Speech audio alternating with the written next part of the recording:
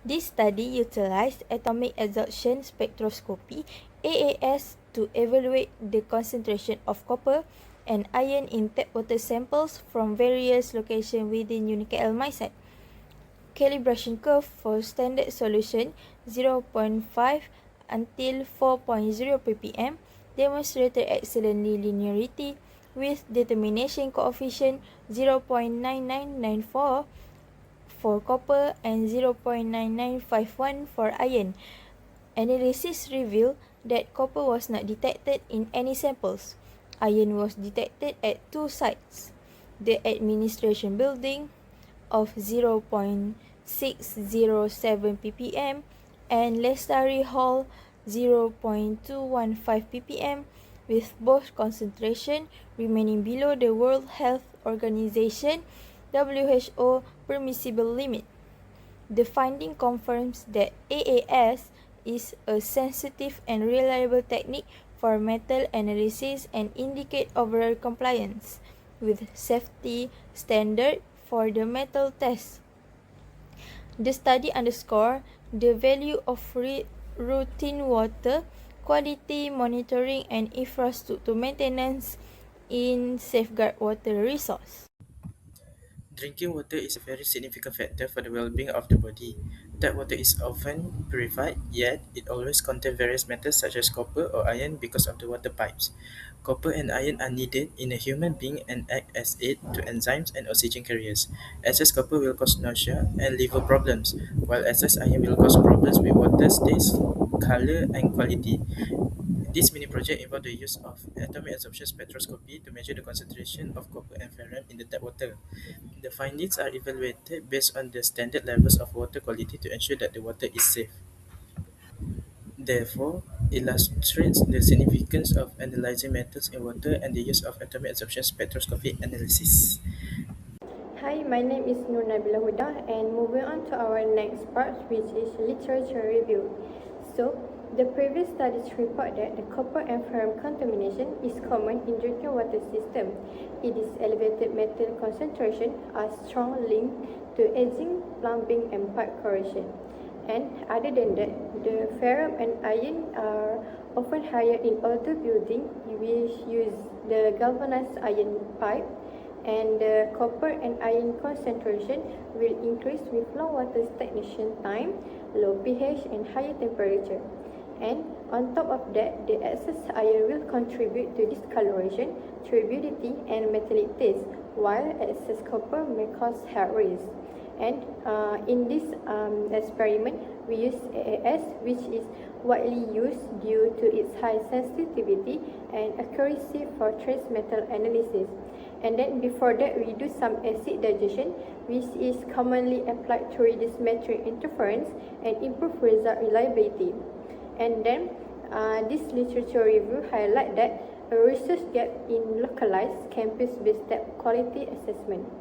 So, last but not least is the continuous monitoring is recommended to ensure compliance with WHO drinking water standard. That's all. Next is methodology. Part A, preparation of blank solution. Transfer 7.35 ml of nitric acid solution into a 100 ml volumetric flask. Using C1V1 equal to C2V2, top up with deionized water until the mark level and shake. Part B, preparation of 0.5, 1.5, 2.0 and 4.0 molarity Cu solution. Transfer calculated amount of Cu using C1V1 equal to C2V2 for 0.5, 1.5, 2.0 and 4.0 molarity into 15 ml volumetric flask. After that, add 10 drops of blank solution from the part A. Top up with deionized water until the mark level and label. For part C, preparation for 0.5, 1.5, 2.0 and 4.0 molarity of CuFe solution. Transfer calculated amount of Fe using C1V1 equal to C2V2 for 0.5, 1.5, 2.0 and 4.0 molarity into 50 ml volumetric flask. Add 10 drops of blank solution from the part A and top up the ionized water until the mark level. After that, level all the volumetric flux. Last, for part B is operating AAS machine. Prepare a blank solution. Spread the no standard solution using 0.5, 1.0, 1.5, 2.0, and 4.0 molarity. Adjust the burner position using the horizontal adjustment knob and the nebulizer adjustment nut until the maximum absorbance is displayed on the screen. Check the absorbance of blank solution again. It should be zero. Repeat for all solution and sample until all the absorbance is written. Hi, my name is Nur Anjulika binti Muhammad Huzi. I'm going to present result and discussion. There are 6 standard solutions prepared with different concentration was tested under EAS to get the absorbance. Then, a calibration curve was plotted to get the general equation with R squared value. For the copper, R squared value obtained was 0.9994, and for the general equation was 0.0106x. Then, 6 standard solution with different concentration was prepared for iron 2 to be tested under AAS, and the calibration curve was plotted with a general equation 0.0713x minus 0.0113 with the R squared value 0.9951.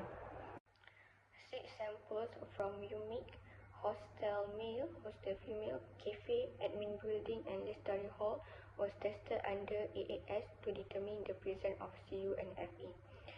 Tap water from admin building and library hall contain Fe from the result of AAS.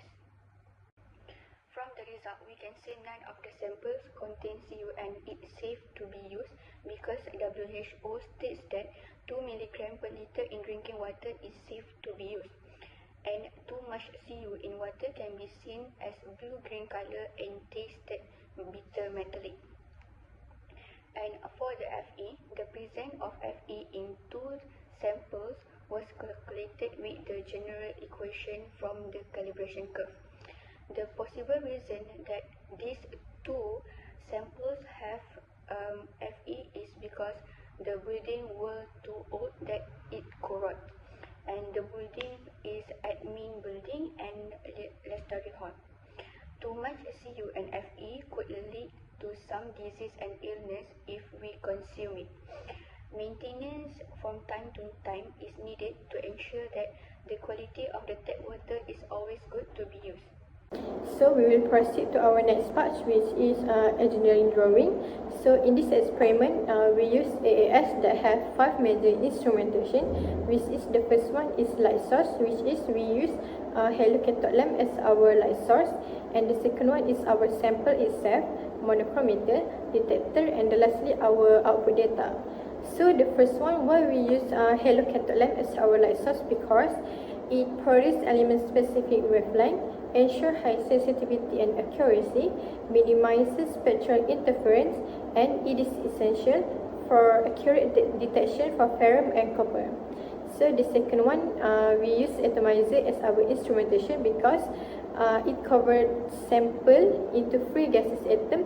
At high temperature, it will break chemical bond for atom formation. So the third instrument that we use is monochromator because it selects the desired wavelength from the light source. It removes unwanted radiation and improves measurement accuracy. Last but not least, the monochromator output wavelength has a narrow triangular profile.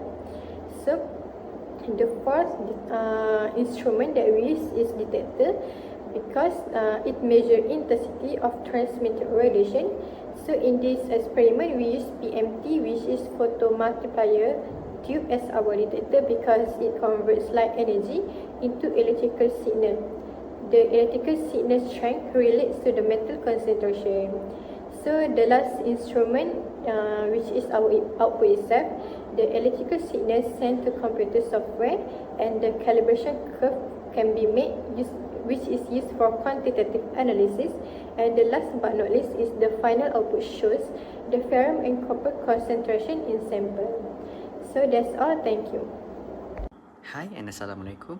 My name is Muhammad Dini Durrani bin Ismail Fahmi and I will be presenting Safety and Regulation section. The process equipment such as the distillation column and STHE has to operate in compliance with Malaysia's safety, health and environmental regulations. This will ensure a safe working environment and reduce harm to the environment. The main controlling legislation includes the Occupational Safety and Health Act 1994, the Environmental Quality Act 1974, the Environmental Quality Regulations 2009, as well as the Guidelines on Water Quality Index and Air Pollution Index by the Department of Environment. Employers are responsible under the Occupational Safety and Health Act 1994 for ensuring that the equipment is operated with safety in order to minimize risk for workers. Distillation columns often work at high temperature and pressures, and they deal with materials that can be flammable or volatile, which can have risk exposure due to overpressure, leakage of dangerous substance, and thermal burns. Accordingly, it is required to install and maintain safety devices such as pressure relief valves, monitoring system for temperature and pressure, emergency shutdown mechanism, and proper installations. Operators must be adequately trained, following standard operation procedures, and use appropriate PPE. Similarly, a STHE system poses hazard related to hot surface, high pressure fluids, and tube leakage. Regular inspection and preventive maintenance have to be scheduled, and implementation of lockout tagout procedures shall be conducted when performing high maintenance work to ensure worker safety. Operational protection of the environment is regulated by the Environmental Quality Act of 1974, which focuses on the management of pollution caused by industrial processes. Distillation column and the STHE units will produce liquid effluents from cleaning activities and the discharge of cooling waters and air emissions like processed vapors.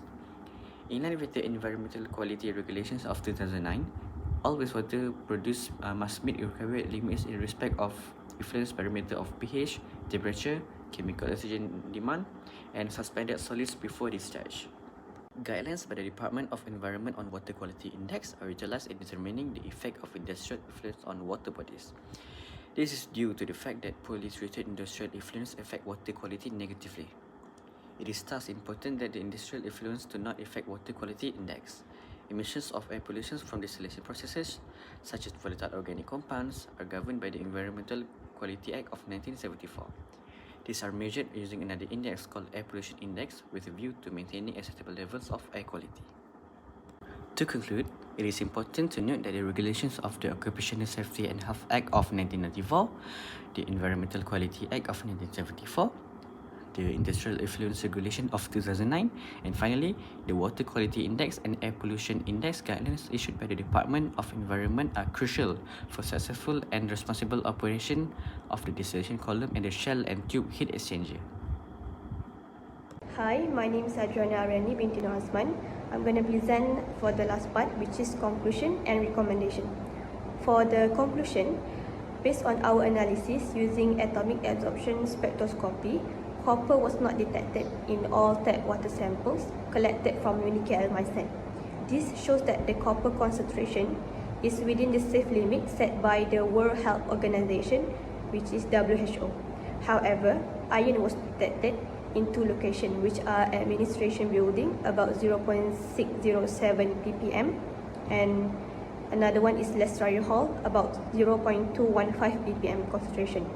The presence of iron is most likely caused by corrosion in all the plumbing system. Although the detected iron levels do not pose serious health risks, they may affect the taste, the color, and also the appearance of the water. Moving on to the recommendations, regular monitoring of tap water quality is strongly recommended, especially in older buildings. This is important to ensure that the metal concentration remain within acceptable limits. In addition, routine inspection and maintenance of plumbing systems should be carried out to reduce pipe corrosion. Aging iron pipes should be replaced with corrosion-resistant materials when necessary. Lastly, future studies can be expanded to include other heavy metals to provide a comprehensive assessment of tap water quality. That's all from my part. Thank you.